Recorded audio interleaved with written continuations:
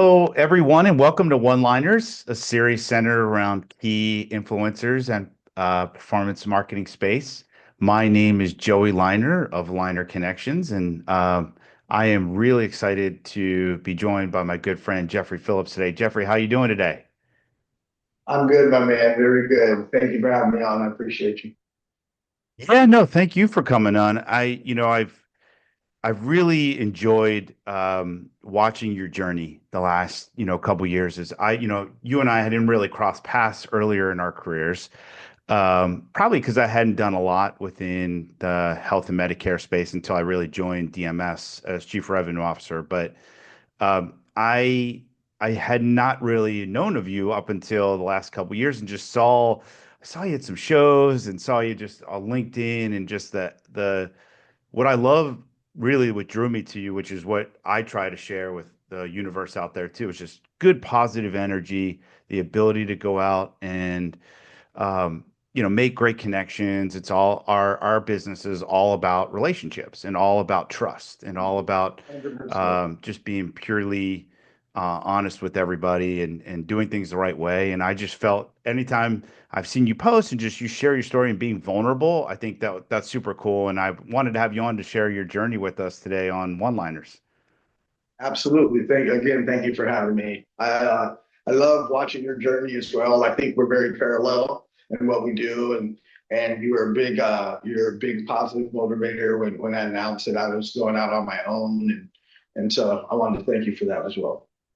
Oh, thank you. Well, I'm sure we'll talk about that throughout the episode as we talk about your Absolutely. your journey and how that's all transpired for you. But yeah, if you can, what I like to do is because obviously we're also busy at shows and we're busy on our meetings and we just have to obviously get to the business a lot of times. But I'd love for you to share like, a little bit about yourself. Like where are you from? What kind of got you into the workforce just out of the gate? It seems like you've gravitated towards business development sales. So early on in your career, early on in Jeffrey's career, like how did you get into the business? So I'm originally from the Panhandle of Florida. My father was in the Air Force. We lived everywhere. Ended up at Fairchild Air Force Base in Spokane, Washington. Went to high school there, college at North Idaho College, right across the border in Idaho. That's the whole story. Idaho, the 90s. Woo! Yeah, we won't go there. That'd be a whole episode. So I wrestled my whole life, my high school life and my college career. And then I didn't really know what I was going to do. And I returned to Fort Walton Beach, Florida. And I had a friend named Michael who was wasn't walking around, but was traveling around, selling cleaner door to door. And he kept saying, "Man, you should do this. You should do this." And I'm like, that doesn't sound very fun. Finally, he taught me into it. So we hopped on the road. We were working for a gentleman named Denver Price. We were in San Bernardino, California. Brings back memories. And I went out in a van on my first time, and I'll never forget. I was so nervous, and there was four of us in a group, and they were training. There was two who, my friend and another guy who were veterans at it, and so they knocked doors and talked to people, and no one sold. And the guy who was with me, who was also a newbie, he was very cocky, and I'm a competitive person by nature, but he was very cocky. And he was like, "Yeah, I'm gonna go. I'm going to sell this." And so he went up on his first door or his second door because we each knocked the door and no one sold nothing. He went on his next door and he sold like a bottle of cleaner, I think it was. I forgot what the measurements were. And he came back and was looking in my face and he's like, "You're gonna get skunked." And it was in that moment of him saying and looking at me like that, that I knew I was going to be the best salesman anyone had ever seen. Because in my mind, I was like, "Oh, yeah." So I walked up to the next door and for some reason, I don't know why I thought it. I was like, "I'm not going to sell a bottle cleaner. I'm going to sell a case." Knocked on the door. The lady answered. I talked to her, and I didn't even talk to her about cleaner. I forgot what I said to her, but we didn't talk about cleaner for like 10 minutes. We just had a conversation. And at the end, she was like, "So what do you have?" And I was like, "I have a case of cleaner for you that's going to get everything from that." She had Kool-Aid stain in her rug that I can see in there. So I went and got the middle of the Kool-Aid out, but I didn't take it all out. I just got the middle of it out. And then I got the oil stain. I got the middle of the oil stain driveway out, but I didn't take it all out. She was like, "Why are you not taking it all out?" It's like, well, that you're gonna buy the cleaner and take the rest of it out. That's why. And she was like, you know what, I am. And she bought a case of cleaner for me right there. And I did it when the guys and I met up because they went on. I was there with them for so long. They went on. But when we all met back up, she or the guy who had sold the bottle next to me, I was like, I sold her a case of cleaner. And he looked at me like, what? And then from then on, I was just like, Don said, I have fun. I'm a people person. Um, and so sales and talking to people and really providing them with something that they need, even if they're not very sure that they need it, like showing that value just became something that I think it's just a gift that I was given from God, and I'm Yeah, able and to do that. amen. Like I think it's a gift. It is. I always tell folks like when they ask about sales and business development, it's like it is a gift. It's an art, to be able to get into understanding the consumer behavior. And I love that you did door to door because you have to understand how we work in direct to consumer. We work on consumer behavior, right? We have to, but you at the beginning stages of your career, you had to understand what motivated them, what got them excited, how you talked about, you built something, you sold the first package with somebody for 10 minutes that you didn't even focus on the product, right? So it's pretty cool. And I And never I do. think, yeah. I didn't mean to interrupt you, but I really never do, whether it's LinkedIn or whatever. I'm going to build a relationship first.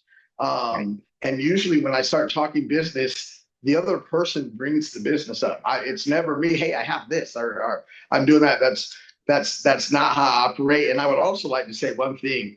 I know technology and everything is out here, and everybody, there's a lot of people in the sales world, and people don't have to actually see another person to sell something, and things happen just through email and those things. But I think if everyone in the sales world had to go knock on the door for their first two sales before they could use any other application, we would see 80% of the sales workforce disappear because most people are not going to knock on that door and have to talk to someone face to face. They don't even want to get on phones now. Right. Imagine having to see someone face to face. Oh, Imagine having to see it's someone face great. to face. I But mean, I also think it would it would really galvanize people who were really wanting to be in sales to show them what that interaction would actually have to look like. And I didn't mean to interrupt you, but I really believe that. no, absolutely. And 99% of the time getting rejected hurts, but it's a learning experience every time, right? It's like you gotta go through the motions and like door to door, you gotta appreciate that. So I Oh agree, man. yeah. I'm glad that you shared that with us. So one of the cool things that I love about being performance marketing the last 20, I'm old. I've been doing this now for 22 years. So I would say it's been really cool to watch people grow within a company and evolve and build their way up. So I got to know because I'm good friends with the guys at Rank. How did you start? How did you get connected from so take us from the door-to-door sales to Rank. And it's awesome to Okay. see how you evolved at Rank, right? You worked your way up. I'm assuming you earned that. So I'd love to find out like how you got into performance marketing, how you found these guys, and I'm sure there's a good story there. Oh, it's a story. So I ended up getting married. I stayed up in Washington State. I got married. I was selling cars, and I sold 19 to 20 cars a week, or excuse me, a month. I love selling cars. There's no way back then you could have told me this is in 2013-ish that I would ever stop selling cars. I would have wanted to fight you like right then. Because it's like, man, I'm selling 20 cars a month. What do you mean I'm never going to sell cars? Get out of here. I have a friend in the industry. His name's Adam Wild. He's my best friend. And he was at Bella Point at the time, Mhm. working his way from being a fronter up to the director of marketing. My wife and I, we had moved back to Spokane for a little bit, and then she didn't like Spokane, so she wanted to go back to Omak, Washington, where my ex-wife and my children are right now. And she wanted to go back into nursing. So I said, okay, you go back into nursing. I'll stay with the kids. My cubs are everything, and I can't have other people watching my kids. I think it's the only thing that gives me anxiety, like literal anxiety. And I'm, just leave my babies alone. So I'll watch my babies. Something will come up. Well, Adam happened to be the second or third largest buyer of U65 calls before ACA and all that stuff was around at the time, and Rank was one of his publishers. he was at a conference, Contact IO in San Francisco in 2014, January-ish, and Neil and Johan from Rank, Neil Rubin and Johan Perez. Shout out to you guys. I Yes. love you guys. Um, they were at the conference and they said, "Hey Adam, do you know everyone? Do you know any good sales guys?"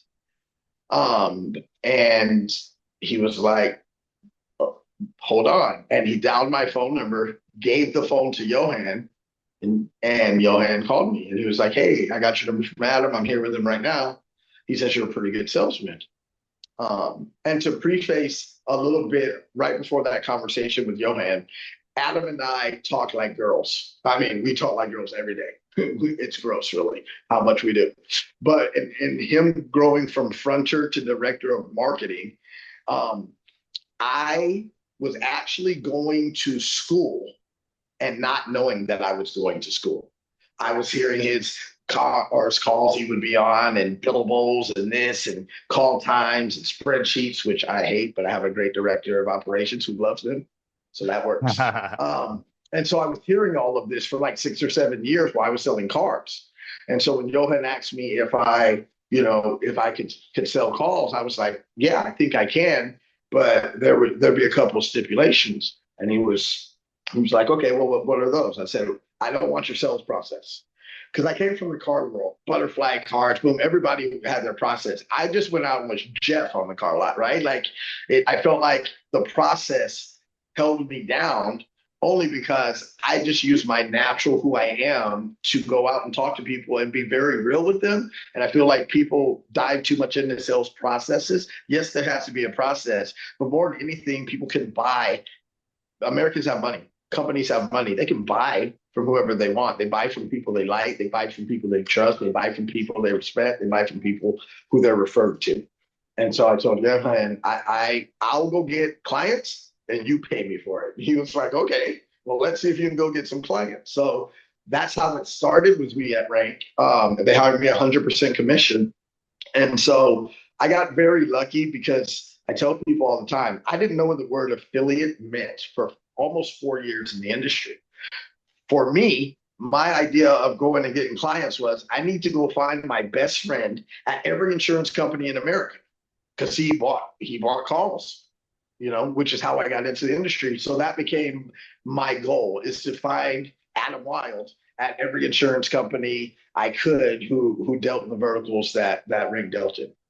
And that's kind of how I got hooked up with Rank and how it got started. As far as my growth there, about 7 months in, I had brought in some pretty good stuff. I used LinkedIn way back. I think LinkedIn has become the secret got out about LinkedIn, right? But at the time I was starting, I added 200 people a day. They actually used to give a message. I don't know if they give it now that says you've reached your commercial limit of connection requests and you can't add anybody else. Just some people join it. And I really became a studier of how people reacted on LinkedIn, what the best times were to contact a C-suite executive. And I start from, I'm head of the snake guy. I want to talk to the CEO of the company, whether or not we ever do business. Because water flows downhill, and when you make a relationship at that C-suite level, it's much more productive in terms of being able to build a relationship that has some bandwidth. The operations manager has no idea what my relationship with the CEO is, but when the CEO says, "Hey, we're going to work with Jeff and this and this," they're very courteous in terms of how the relationship is built, and I think that bodes well for whoever you're working for or whoever you're working with. Because now, instead of working at Rank, I work with a number of different vendors. And the thing I love is that Rank is one of my clients now. Yeah, that's awesome. And I'm going to talk about that in a second, but it's nice to know your evolution going from, door-to-door sales, hustle and grind, car sales, hustle and grind, and then 100% commission.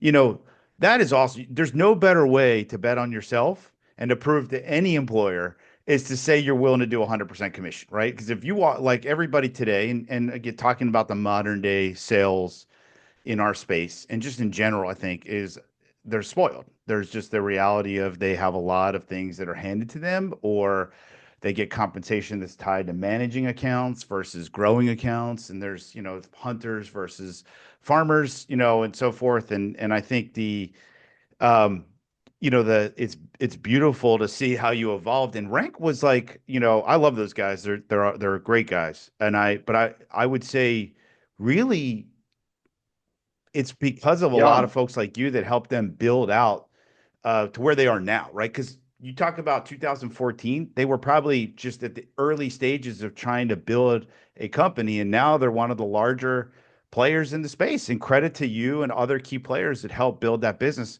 And it's really cool. It's really cool. And we're going to talk about this now is like you still have a great relationship with them. You Mhm. graduated at some point. You guys felt like it was time for you to move on, and then you now have a relationship with them, and that's the beauty of no burnt bridges. Everybody, you help them outgrow the business. They help you build up your portfolio as well, and it's great to see that you guys are on great terms, and it's just awesome. So I love that. Absolutely. And that's not to say there weren't bumps in the road for Sure, sure. of course. But Johan had Rank Media, the agency side, so sites and all those things, but they were just really getting going with their pay per call side when I came on. Um, and I was only salesman there for a few years, but I was Yes. very motivated.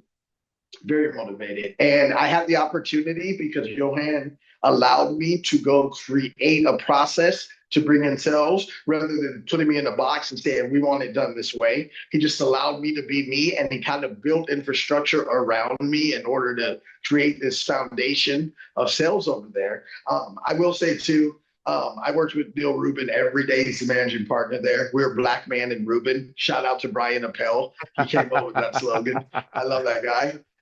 Yes. um, Batman and Robin, Black Man and Ruben. It was awesome. Um, Awesome. but they allowed me to be who I am, and they trusted me that I was going to represent them correctly. And we had, you know, how things developed was crazy. I didn't go to a conference. I was hired at Rank February 1st, 2016. I didn't go to a conference for 2.5 years. I never shook Johan or Neil's hand for 2 years and 8 months. Yeah. They hired me, and Yep. 2 years and 8 months later, I met them in person. That's But pure we inside built, sales, baby. That's pure inside sales. yeah, you know, but we grew it up. And so it was them taking a chance and putting some trust into Yeah. me, and myself putting some trust into them and learning. I think I had a little bit of a head start because, again, my best friend was one of the top three buyers in the country, though he made me get it. He was like, hey, what are you doing? What are you doing? I don't have to be motivated, but we motivate each other. We always play, Good. devil's advocate with each other. We just do those types of things. He's been my friend for 30 years. Um, That's awesome. and having kind of a preset as to who to go after kind of kept me in that direct buyer insurance agency world, which really boded well for the rest of my career where I'm at now. I think people hire me as a consultant because they know I have those direct insurance agency relationships. And if I don't have that a particular one, I'll go out and get it. And so I think all of that was just more school and preparing me for where I am now. Yeah, you know the inner workings of the product. You know how to be able to speak to that well with your clients and publishers, and obviously how the magic happens, right? So let's talk about Yes. that. So you left Rank. You had it's a great run there. You had great experience. You learned a lot. By the way, too, Brian. Shout out to Brian. We're both Baltimore boys, so we're both big diehard Baltimore Ravens fans. Unfortunately, our hearts were broken again this year, but it is what it is. I'll But be up there that's my actually boy. next week. I'll be up there next week. Oh, cool. Awesome. Awesome. Yeah, for sure. Good. Good. And so you left Rank and went to Quantum for a year, and then you had this epiphany to start your own consulting business, right? And at that there was this defining moment for me midway through 2022 where I wanted to start Liner Connections. I love you and I have talked about this off recording, obviously, just in general, like the last times we've been together about how you went out and started your own business, which is amazing. I love that. I love to watch and witness that. So tell us about how you went from quantum to getting to the confidence to go out. It's scary to go, but you've bet on yourself your whole career. That's the part A of it. You've bet on yourself 100%. your whole career. So tell us It about that. wasn't as much. Thank you, but it wasn't as much of a epiphany for me as it was um, the last recourse. There are some issues that happened at a conference, and we won't get into that. But I was put in a position where I have, responsibilities and money still has to come in. But I couldn't work with who I was working with anymore. And I love Leo and Doc Bowman and Natalie over there. I love them. But there's just some stuff that came up. And so one day I was there, one day I wasn't. And I said, you know what? That day I said, okay, I brought in multi-million dollars for two different companies. I've signed the largest carriers in the country. I can do this for myself, right? And so really I made a test post. Really, to me, it was a test post. I said, hey, I've decided that I'm starting my own consulting firm. I got my LLC, but I put a post out. I'm starting my own consulting firm, and I'm going to specialize in the business of bringing direct insurance agencies to my clients. And like 4 hours later, I had, I don't know, probably 35, 40 emails of people like, hey, bro, you're not listening. Hey, come here, come here, come here. And then it just became an avalanche. Really, it really caught me by surprise. Though a lot of people in my life, like Adam, was like, bro, this is exactly what was going to happen.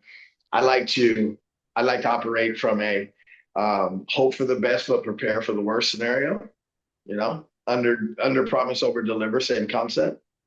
And so within a week of me leaving QDM, I had like some serious offers from people who want to be my clients. And as I've grown over this year, and it'll be a year. My business license for GSP Enterprises LLC is dated February 29th, 2024. So it became official on leap day in a leap year, which kind of symbolizes my life. And so I always say that we took the leap. Look, We we took the we all leap on face leap day. adversity, it's part of the reality of the world, but you took that and you took that and challenge and you basically just took the opportunity, made it an opportunity, right? Because it's just a reality of, there's going to be bumps in the road and you addressed it head on. Sounds like you've crossed the 1 year mark when they say small businesses, right? Like that's where most small businesses fail. They can't make it after a year. You've now done that, and now you've started up another business that's more focused on lead generation, right? So Three, actually. There's three. three total. Yes, So tell sir. us, yeah, tell us So about that evolution because it's a lot, right? So you have your consulting business, but then there's what are the other two businesses? So there's GSP Enterprises LLC. I consult bringing in insurance agencies to my publisher clients. That's one part of GSP. Then I also consult for Arthur Barlow at Compass Insurance, bringing in agents and agencies. Shout out to Arthur, my man, my dude. I love that guy. He is, for me, the best person I've ever met in business, for sure. So I also consult for Compass, and then I consult for the ACA Health Summit, which we'll speak about bringing in sponsorship and attendees for there. And then I just picked up another conference consulting job where there's a BPO conference that's going to happen called Nexus. It's going to happen June 15th in San Antonio, Texas. All of the career BPOs will be there. My job is to bring in sponsors and attendees for that too. So that's the GSP portion of my consulting. Genoy, and the name Genoy comes, people always ask me, where'd you get Genoy? Well, that was supposed to be my actual name. If you call my mom right now and Oh. said, where's Geoffrey at? She would be like, I don't know where Noy is. He's probably like, that's what she calls me to this day. And so when I was thinking of starting my marketing agency, I was like, you know what? I'm going to name it what my mom was actually going to name me. So that's where the name Genoy comes from. I started that on the pretense that I could have a platform because I consult for vendors. I could have a platform where I would be able to provide calls and data to the agencies or other agencies who I bought into those clients already. So that was the process for Genoa marketing. However, the consultancy was blowing up so fast, I had to hire someone. So I hired Michelle, who I've known for 30 years. We were friends back after high school in Spokane.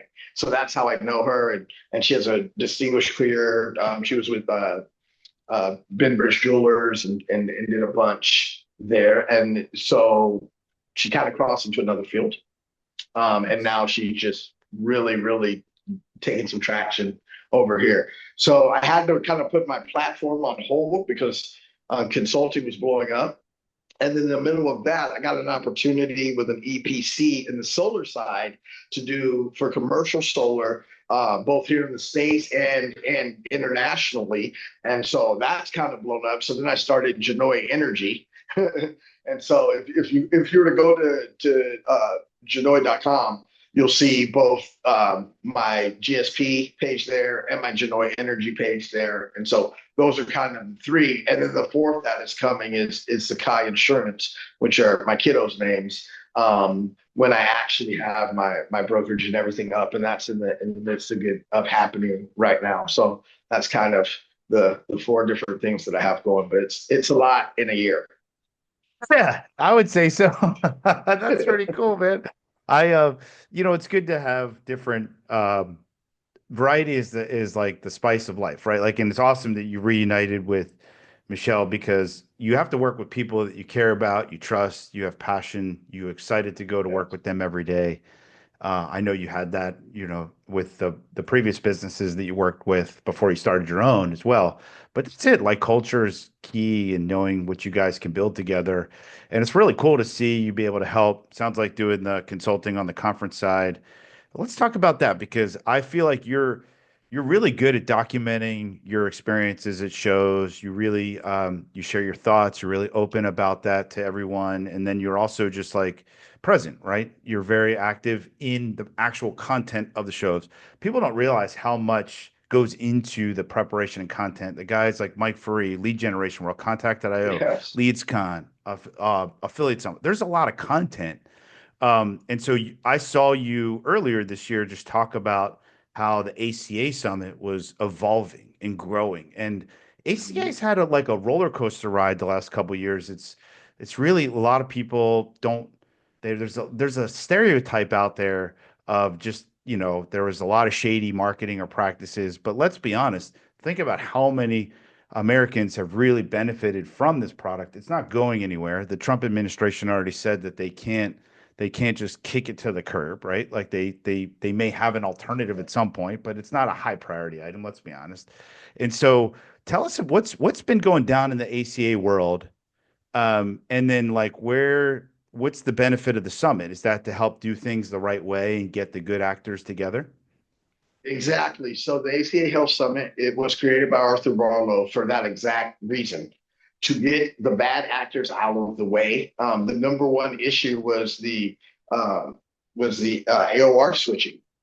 There was people would get a policy, all of a sudden someone else would get a hold of it and file it. And there are just so many switching of policies to where insurance companies would pay for marketing. You're paying for a phone call, you're writing the policy out that call, you're sending it into the carrier, and then you're not getting paid from the carrier because someone switched the AOR around and they're getting paid for it. But this insurance company's already spent the money on marketing. Just a ton of all of that going on. So the ACA Summit was built to bring all the good actors together and to get rid of the bad. And Arthur really became the leading force in the country for spearheading that. And I think what you've seen happen over the last year and a half has had a lot to do with, the ACA Summit has a biweekly call with CMS. Arthur has a couple of calls with CMS Yes. every 2 weeks. And so a lot of what we were trying and did do was spearhead initiatives to get those problems front and center and have them addressed. I think you've seen a lot happen in terms of that, but especially over this last year. And it's really just cleaning up the mud that was ACA and getting it in the right place and the right perspective, and letting people know if you're generating fraud creatives, if you're doing anything fraudulent in the space, the people who work alongside you are going to hold you accountable. We want to hold people accountable so the federal government doesn't have to come in and hold people accountable, and it turns into Medicare, right? Yes. um, and just the government scrutiny and control over it. And so that's what the ACA Summit was created to do. We have a coalition. And I invite anyone out there, and this goes from quoting platforms to vendors to agencies. If you work inside the ACA space, you're more than welcome to join our coalition. It always works better when we have a united front. And so our the I would say what we're looking at now, the goal is to make the ACA Summit the premier ACA conference in the country. That's going to happen when it becomes the first standalone conference for ACA ever to be held. We're looking tentatively at August 26th. Don't hold me to that. It could be something different, but to be held in Nashville, Tennessee. We're going to get things out of Vegas for the standalone, and we're going to hold it in Nashville. And I think people are pretty happy. The more people I spoke with about it, the more people who are like, "Woo, love Nashville! It gets great. It's fresh. There's a Yes. lot to do." And so that's kind of where it's at. But shout out again to Arthur Barlow. This was his baby. This is his his through his guidance and his thought process and really rallying people around it. It's become a major thing. And shout out to Jay Weintraub too, Medicarians. Yeah. We're partner conferences right now, and I think That's people saw great. at the Fountain Blue last year that it was a great thing to have, and it's going to be really good this year. It's March. So ACA Health Summit Medicarians will be at the Caesars Forum March 31st through April 2nd of this year. And then we have an ACA Stakeholders Summit that we hold in Salt Lake City, where Compass is based. And that's going to be September 4th. And I'm still looking for other attendees and sponsors for that. But the brand awareness and just being part of something from the ground floor as it grows, it's a special thing. And there's only so many people who will be allowed to do that. So I think it's going to be a win-win for the summit and lots of companies. That's awesome. And look, I Vegas, it's you got to go, but it's like, man, I love when there's opportunities to get out of Vegas for conferences. So and look, Yes. Jay is the pioneer. Jay founded LeadsCon back in 2008, and he's a very Mm-hmm. good friend, dear friend. I'm glad that you guys affiliated with Medicarians to start this up, and ultimately you graduate to go on your own. That's great. I I think went that's to awesome. I sorry about that. Go Yeah. ahead, man. No, Oh, no, I think it's awesome. It's great. I was attending. So before Jay bought Medicarians, it was the National Medicare Summit with Jesse Sloan in Hmm. Chicago. That's when I was in my third or fourth year at Rank when I first started going to that. So I've seen what has been able to happen for it going from the National Medicare Summit to Jay buying it, rebranding it, making it Medicarians, and now it's the premier Medicare conference on the planet. And so just to be able to watch some of these people and how they take an idea and build it into reality, like for me, I love that. I try to do that within my own life and my own companies, taking my idea and making it something that is a reality and replicable. And just being that, I say that I'm blessed all the time. I'm very deep in my faith, and I really feel that I just have been blessed to be able to sit back and watch and learn from so many people doing incredible things that you would just never, someone walking down the street just would be like, man, that's way too much to think. They wouldn't even but someone else takes 6 months and that thought becomes reality. And to watch that unfold in so many different ways in my career has been, it's been a blessing. Awesome. Awesome, awesome, awesome. Where do you think so going back just because I want to actually harp back on to what you talked about in regards to the ACA products. I think I don't want to let that go and under recognize or underachieve for what you guys have been able to accomplish, I think, as an industry. And just like, do you feel like the changes that have evolved from the CMS meetings have worked? And like, specifically like what is it, the conference call, you have to bring in the ACA agent to make sure preventing the AOR switching, right? To Yeah, make sure the the consumer three-way knows. call. Yep. Is that work? And then also, Talk about too, there's a sentiment in the space, and this is hopefully I think you're in the right camp here, but there's some people now that there's Trump's in office, they think, oh, Dr. Oz is going to come in and we can go back to doing whatever we want. And is that's just horrible. So tell me Woo! No, no, tell me no. what you're hearing out there, and Okay. just make sure is I the progress working? Yeah. The progress is working. AOR switching is down almost 87%. There's a little bit of stuff happening, but people are having to work really hard to to create fraud. There are some people who are pretending to be an insurance agency, you know. Right.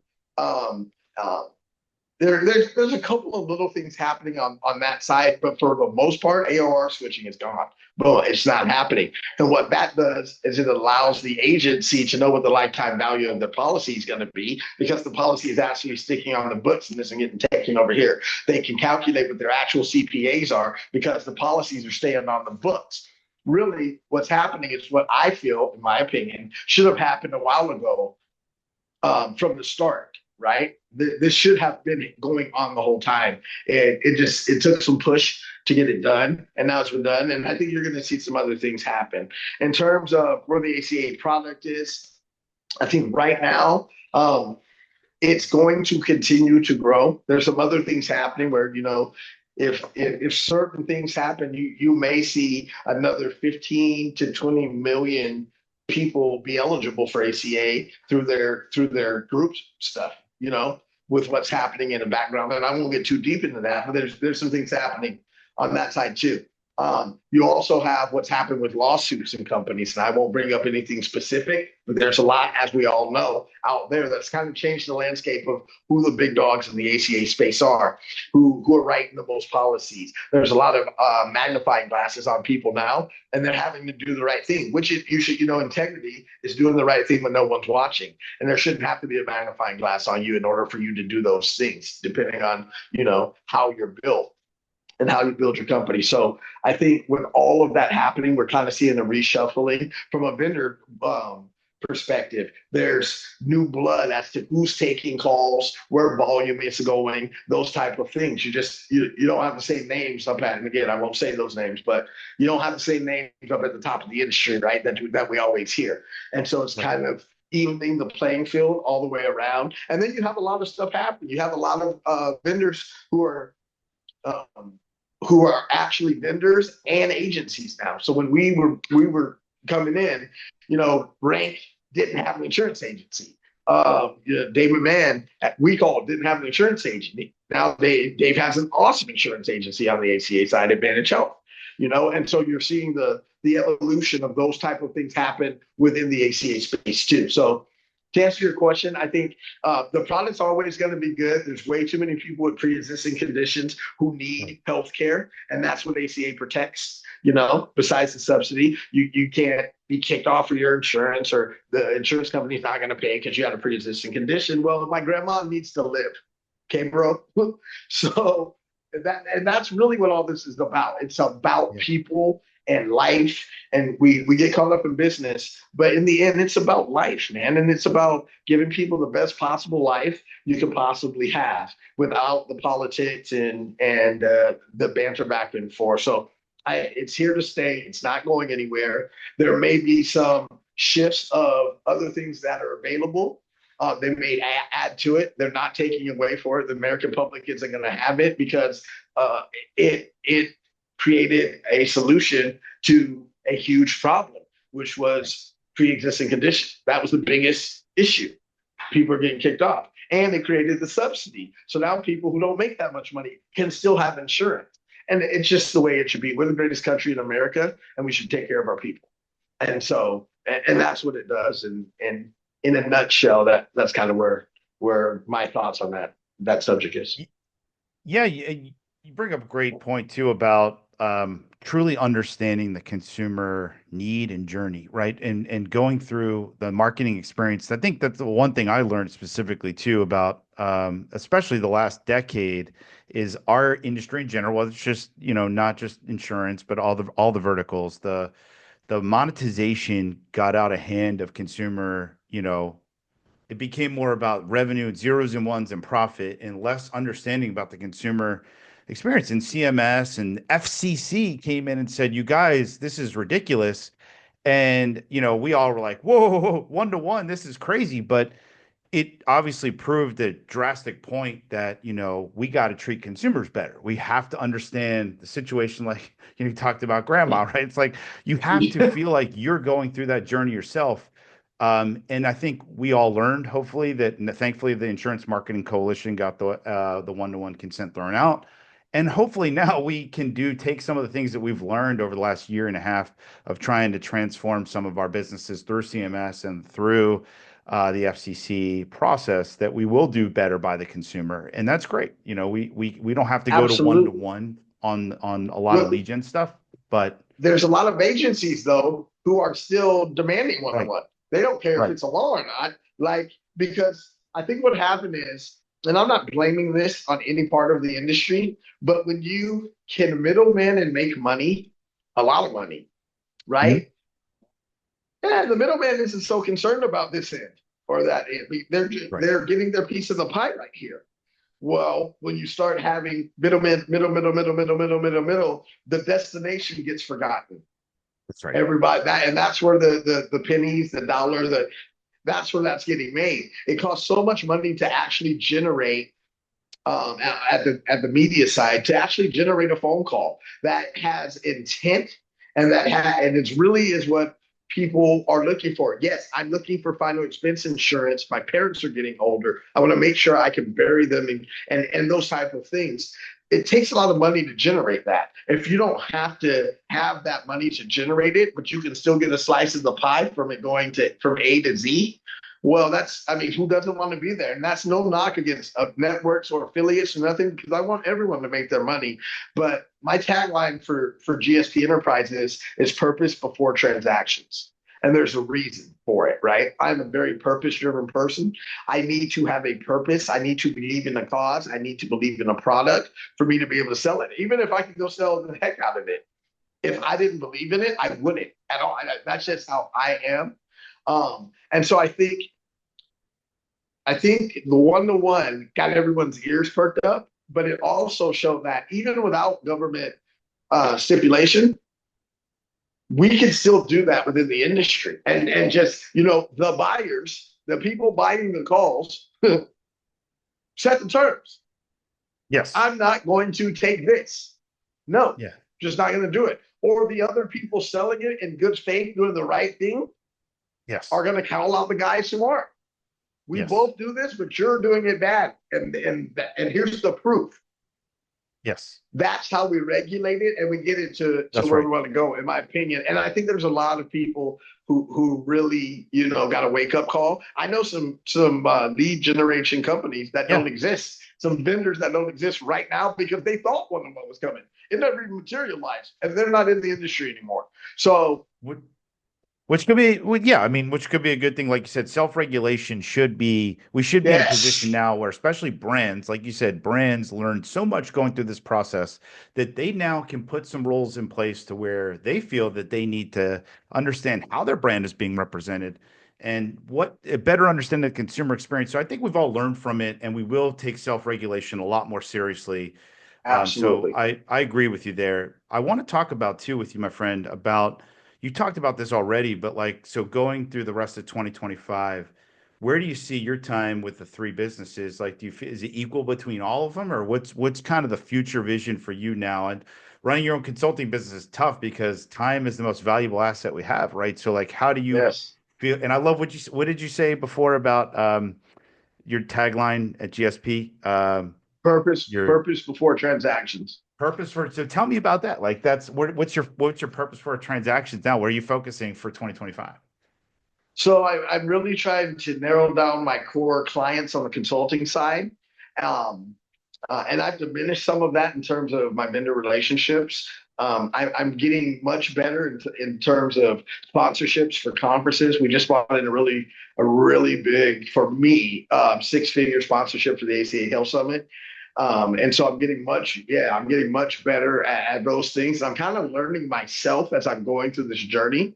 So I think it'll, as far as GSP enterprises and consulting, it'll be to keep my core vendor client relationships robust as I'm building it, and I'm building a team too. You know, you can't win without a team, and so keeping that there in terms of um, Genoa marketing, the platform and what we have there, it's going to come, but I'm focusing on my key areas. Building my agency with Zakai Insurance is a big thing. So that's going to be there. And then putting my message out is a huge thing. So I have what's called a DocuCast, and I trademarked the name, by the way. And it's going to be a documentary. So it'll be an 8-part episode, like a Netflix documentary, but also a podcast. So part of it is going to show my journey through pay per call. It's called In the Midst, The Life of a Pay Per Call Consultant.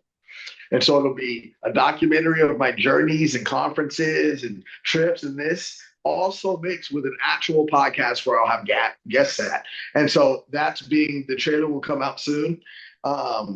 They're actually filming right now, so you're going to be part of this right here is going to be part of it somewhere. I won't say when, but it'll be part of it.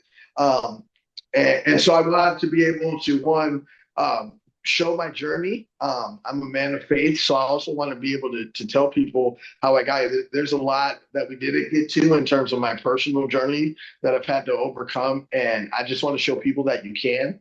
And you don't have to give up who you are or any of those things. You can be who you are and be who you want to be. It really this is America, and though there are issues in America, it's still the greatest country on the earth. You really can be here whatever you want to be. There's no one standing on the corner going to shoot you if you say something. So you just have to take the positives, leave the negative bags on the corner, and run with it as much as you can. So building the consultancy and keeping those core clients and really cultivating that is one. On the marketing side, we'll have a lot to do with the within the mix and my DocuCast, as well as the platform, and then my agency on the Sakai insurance side, and then way away from all that is a ton happening on the energy side. By the way, anyone want commercial solar or even residential, but commercial solar, we have PPAs, which is a power purchasing agreement. We can put solar into any business for free, sell them back the energy at a reduced cost, put them on a flat fixed rate for 25 years on an annuity. And if anybody feels like they want to make some money from that side, we should probably talk. It'll change some revenue streams in your life. Look at that. Always be closing. Right there. I love it. ABC.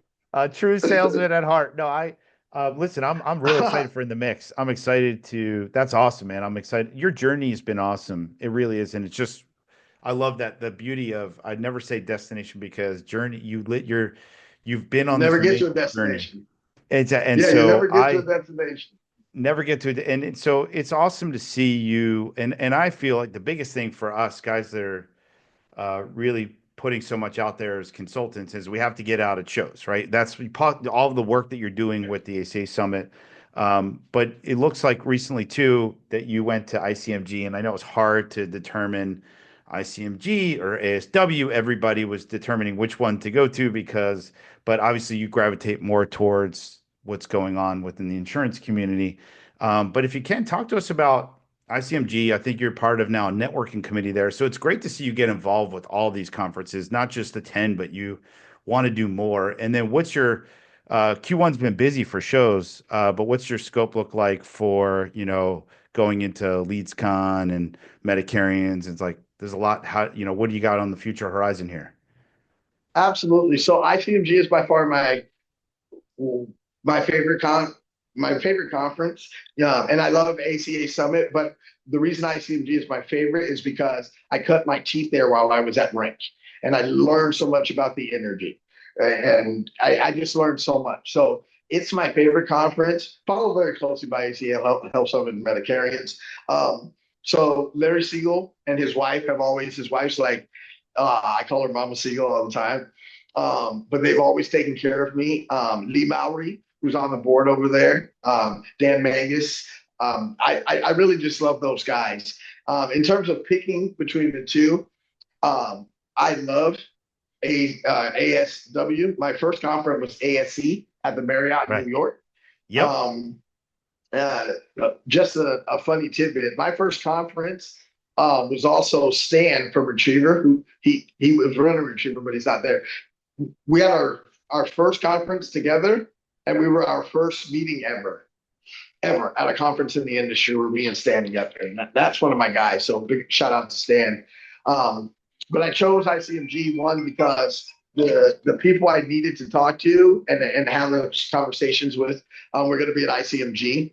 To be honest, there's so much outside the insurance verticals going on that ASW happening at the same time kind of pulled a lot of people who would have been at ICMG to ASW. And so it made it very, very intimate because you Yes. could just have, there wasn't, I don't want to use, I don't want to use, it wasn't congested.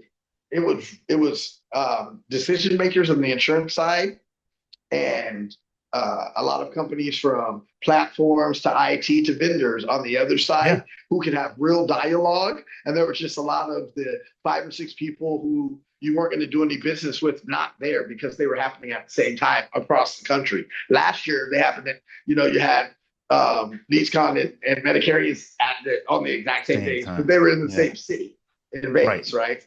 This time it was on opposite sides of the country. So ICMG is, I haven't missed one since I started going 6 years ago. I don't think I will miss one. God, Yeah. God blessing me to be there. I will Yeah. definitely be there. And in terms of going into the industry conference season going forward, I have a couple of smaller things going on until we get to the 21st of March. I'll be out in Salt Lake for the Compass Awards and some things happening then.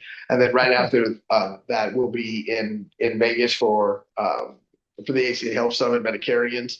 I'm tentative on LeadsCon too, but I also have some other things happening around the country and in Central America. Belize Well, is kind of a yeah. place I just got back from, and I have some stuff happening there, and I love that place. So Yeah. my schedule's tightening up, but I also have some relief because I have a team that I'm growing, and so a lot of things are getting taken off my plate that Yeah. it used to be everything was on my plate. You know as well as I do in consulting, you know, just making an invoice and setting up, sending out invites. That takes a lot of time, when you have a lot going on. And so It just those does. little things being up off my plate so that I can focus on what the vision is, right? And then the infrastructure, the nuts and bolts of the company starting to be handled by those who are capable, which is really freeing me up to be Jeff and go out and do what I do. Bodes well for what I have coming up this year, what my vision is in terms of my companies. Well, Jeff, it's as one consultant to another. It's like I said, and I wish we could buy more time, man, because obviously that's I one know thing we I would love can't to do. talk to you all day. But you figure that out, let me know. I'll buy it with you. We could do a big acquisition together on Yeah, time. we're gonna do something else together, my We man. will The collab. industry's gonna see us team up and they're gonna be We will like, oh, collab. what is Yes. this? We will collab. I'm 100%. excited. It's really cool to watch you, man. Like I said, just keep shining bright out there, man, because you are, it's really cool to see how you've evolved. And I just want to let you know, as someone who's witnessed that, it's really special, right? It's a beauty of performance marketing and beauty of like you appreciate what you built. And I think it's really cool to witness that. I can't wait for the what'd you call it again? It's called a Docucast. docucast, a Yeah. documentary and a podcast. And I did it that way because, well, Yeah. I come from the music world. Before I was in sales, I made music. That's And I awesome. always write, and so, oh, I didn't even talk about that. There's a song Yeah, coming out too. that's a I won't separate tell the episode. industry. We got to talk about that another That's a time. whole other thing too. Shout out to my guy Darren Blatt at the affiliate ball. I mean, there's some Oh, stuff going Darren on. Black, the Yeah, man, the there's myth, some the stuff legend. going on over there too. Um, but I made music and those type of things. So I've always been wanting to create in words. Words is my life, right? And so I was like, what can I do from a content place where I knew I wanted to do a podcast, but I didn't want to just I wanted it to be different. I was just sitting around thinking, and all of a sudden I was like, I should do a docucast, like a documentary and a Awesome. podcast. And the I more I love it. thought about it, I looked around and I didn't see that. I haven't seen it at all. And so I'm like, that's what I'm going to do. And so that's where DocuCast came from. I Awesome, can't wait. man. I wish I had I'm it right excited now to so I see can it. just show it to you. Congratulations to you and the team. I appreciate Thank you you. coming on, my friend, and spending some time with us. And I look forward to. I may not see you then, unfortunately, because you may it's like so busy. It's hard maybe after Medicarians and the ACA summit. I'll be at LeadsCon, so we may cross planes going to Vegas. Right. But great to have you on, my friend. Thanks again. Thank you. I really appreciate it. Shout out to everybody in the industry who's championed me on and giving me some positive vibes. I really appreciate you all. I couldn't be here without motivation from everybody. So I really appreciate everybody. God bless. Awesome, man. Thank you.